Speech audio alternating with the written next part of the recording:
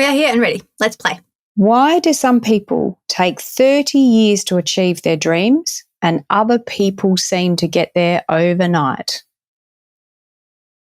We will tell you something that may or may not be a surprise to you. It seldom occurs for anyone overnight, despite what it may appear. There is something that is little understood in terms of perspectives, sometimes in the realm of a comparison. It is very easy to look at someone and think that you understand what the journey has been for them, at least to some extent.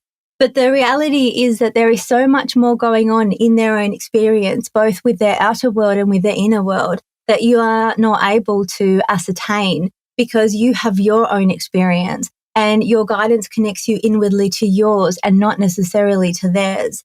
And so it is true that some people appear to achieve what they desire with a lot more flow than what other people appear to experience. And we are not attempting to tell you that there is no difference in that.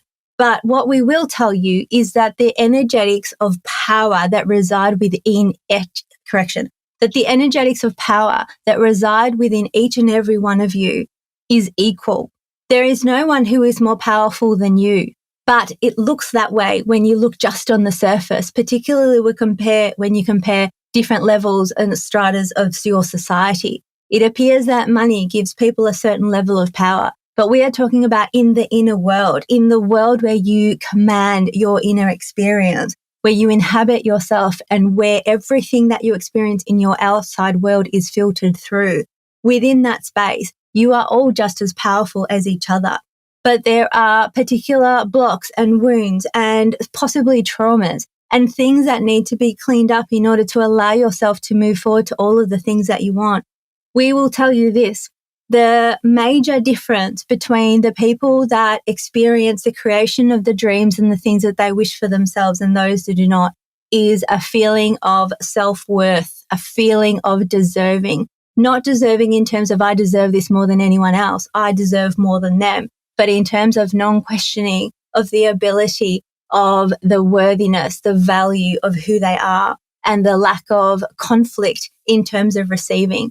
There are many of you that think that you ardently wish for what you wish for, and there are ways in which that is true, but there are also ways in which you have ways that you are not yet a match to all of the things that you wish to create for yourself. And so those that look to you as though they create with magic are not more magical than you, but they have worked out how to work with themselves so that when they take action, those actions are supported with the Those actions are supported with the inner energetics of alignment. And that way, action can be spurred to magic by that aligned energetic support. It is like a propulsion that is available, but is not just available to the lucky few. It is available to you all. And as you start to get really clear on the things that you wish for, you will become aware of the ways and places that you are not currently a match to that. Some of you interpret that as being not a match for it, not deserving it. And therefore you are blocked and you stop moving forward to those things. But what is always happening is that you are shown the places of you that need love, that need healing, that need integrating, that need upliftment in order to become a vibrational match to the things that you want. And so another of the differences that you will see, or you would see if you were able to look into the energetics of your brethren, is that those that look as though they achieve things with ease and flow work with the parts of themselves that are not yet a match and create a level of belief that encourages them to move forward and deal with whatever is standing in the way of what it is that they want. Whereas some of you feel the lack of alignment and interpret it in ways that do not encourage you to move forward, but instead feel as though they are a statement that you are not a match to that and never will be. There is no such thing unless that is the path that you take. There is so much potential. There is so much available to each and every one of you. And no one is more powerful than you. Thank you. And following on from that, just something that I probably know the answer to, but why is it that the people who just seem the most I guess for want of a better word, deserving. I realise that comes from a place of judgment, but why is it that the most beautiful people in life seem to experience the most difficult paths? There are many people that would argue with your statement. That is not an objective fact in reality. That is something that is filtered through many levels and layers of experience and perception that you have. We ask you now, and this is not something we usually do in this context, but we ask you now to take yourself inwardly and connect inwardly with yourself right now.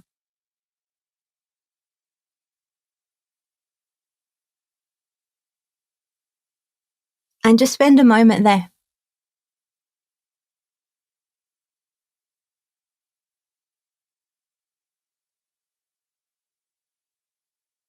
And we ask you, what makes this feel true to you?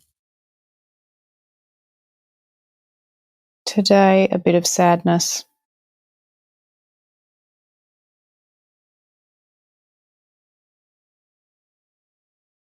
We will give you some context that may support you in the unpacking of this for yourself.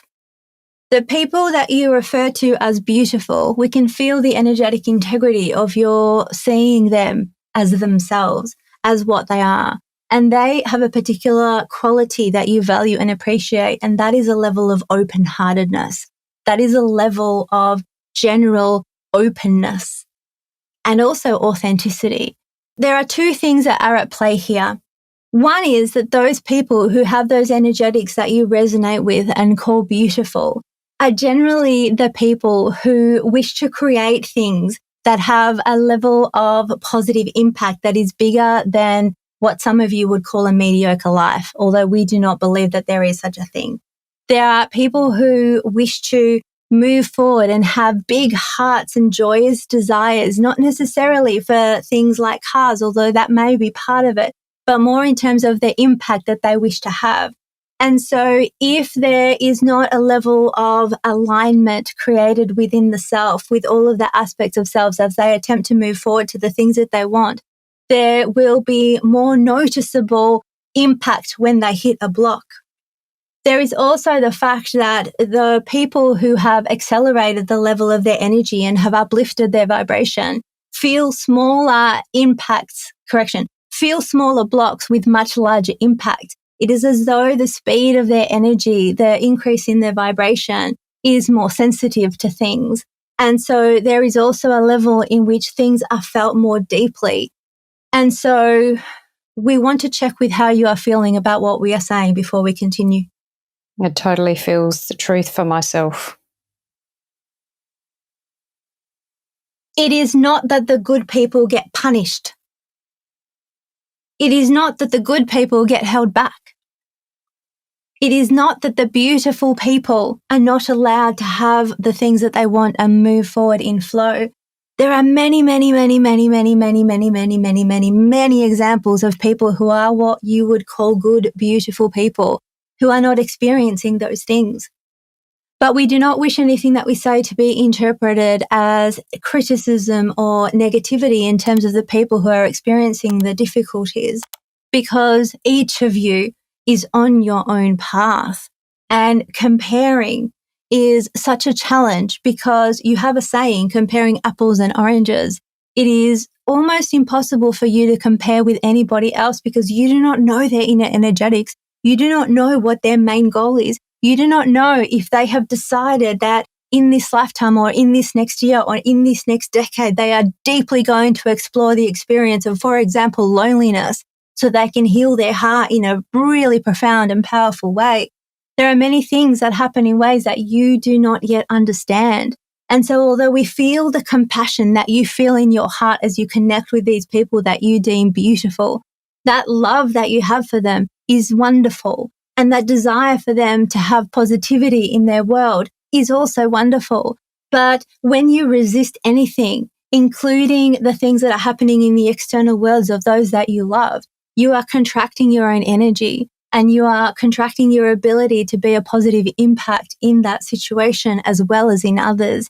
And so you will always have preferences. We are not advocating that you attempt to release yourself of preferences, but we are encouraging you to find a level of flow and ease with everything that you experience, both in your inner world and in your outer world. And as you are able to do that more and more, you will start to see the beauty in everything. Hardship has some value, but also there is a way in which the learning to deeply work with yourselves.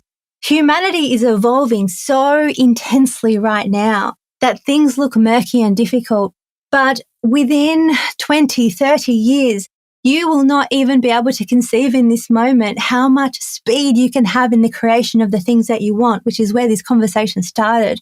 But right now, most humans do not yet know how to work with themselves in ways that are effective. They are not at fault. You are all at a level of evolution currently that will continue to expand. A child is not at fault because they haven't learned to ride a bike yet. But when they learn to ride a bike, they are able to have freedom and have the wind in their hair as they move forward in excitement and joy. You are moving to more of that and more of that and more of that. But first, you will be learning to ride a bike, and that can feel a little bit difficult and a little bit clumsy, and you may still fall off.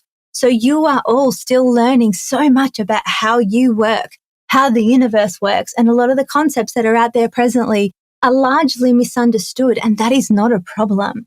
There is a clarity that is emerging, and sometimes to move forward to that clarity, you will have to do what Maida sometimes refers to as a spiritual boot camp. You have to get a little bit muddy and you have to crawl along on your knees and on your elbows, and that is okay. But it does not have to be painful in terms of the pain that you experience when you resist what is, because that is the most painful pain of all. How is this feeling inside of you now? Yes, incredibly powerful. Very powerful. You said before you asked this question that you probably already knew the answer, and we wish to remind you that we are just mirrors of your own knowing. We are a lovely, playful way for you to reactivate your own knowing. So the fact that it feels powerful inside of you is because of the resonance of the knowing that you already had. You, dear one, are one of those beautiful ones. The loving heart that you have is a wonderful, wondrous thing. And the more you bring the love that you have inside of that heart to yourself and fill yourself and nurture yourself with it and encourage every single aspect of you to feel seen and heard, irrespective of what they are thinking, because no part of you is bad, you will start to imbibe this in your body. In your body. You will feel it as an experience, and you will start to gift that to the cells of your body, and you will find a level of balance that you have only dreamed of previously. But up until now and in this moment, you have done nothing wrong. You are not punished, but you are learning to access more self-love, more ease, more flow, and more of the power that resides within you. That is what you intended. And the more you allow yourself to be where you are, accept the circumstances in which you find yourself, because they are the circumstances in which you find yourself. You can work and move and play and dance towards more from there, but you are where you are. And the more you allow yourself to let go of the tension and the resisting and the shaking of the fist and the fighting against, whether it's what's happening in your external world or your internal world, the more of that flow you will find, the more of that peace you will find, the more of that spaciousness you will find, the more of that power you will find. And it lives within you always, whether you are connected with it or not. We love you. We love you. We love you. Go well. Thank you. Oh, that felt really different to me. Wow. How'd you go?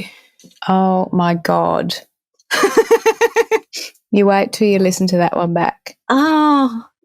Did you know that you made me stop in the middle of it and go within?